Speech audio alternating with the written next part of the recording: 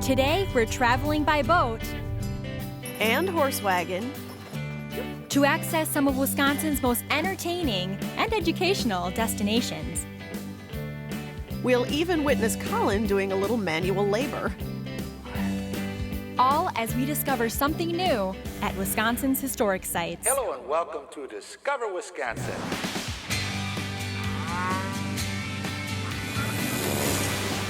Beauty awaits around each bend. The enchantment never ends. For every season there's another reason for you to come discover Wisconsin.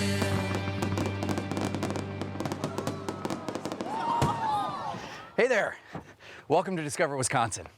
Now, have your parents or grandparents ever told you what it was like back in the day? Well, guess what? That day is today. Wisconsin is full of historic sites just like this one, where you can experience hands-on what it's like to work, live, play, deal with oxen. I think it's time for me to get to work, figure this thing out. You ready? Yoke 'em up. Yoke 'em up. What Colin isn't telling you is that it's not all work when you visit. Take it from me, I'm beginning a tour at Wisconsin's newest historic site, and it all starts on this boat. Founded in 1846, that's right, 2 years before Wisconsin even became a state, the Wisconsin Historical Society has been growing ever since.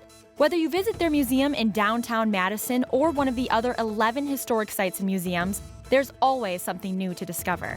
Our first of 4 adventures today takes us to the city of Lake Geneva, and more appropriately, Geneva Lake, on our way to Black Point Estate.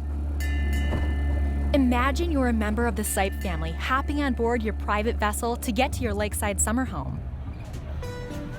Okay, so you may not have your own personal vessel, but your journey does start with a scenic cruise and narrative tour around Geneva Lake. Good morning, everyone, and welcome aboard the Polaris. This particular boat was built in 1898 for one of the largest estates here in Lake Geneva.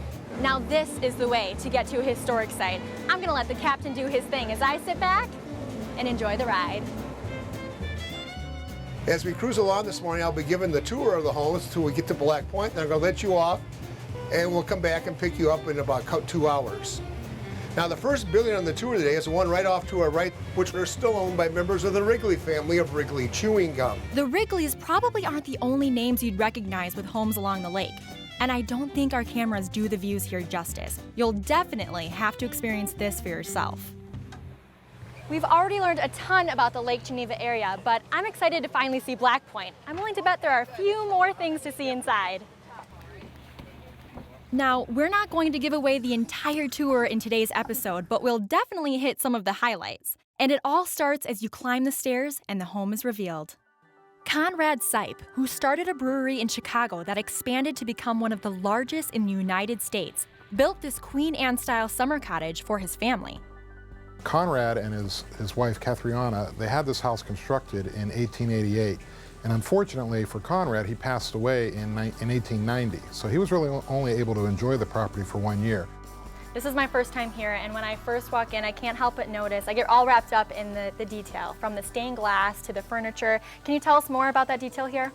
Well, you're absolutely right. That's one of the things we hear quite a bit. People notice the fact that the collection's really intact. You know, the rugs, the furniture, the stained glass, the china. When the family donated the property, they left everything lock, stock, and barrel. Other things you're sure to notice include the wraparound deck, second-story balcony, and the lighthouse-inspired tower.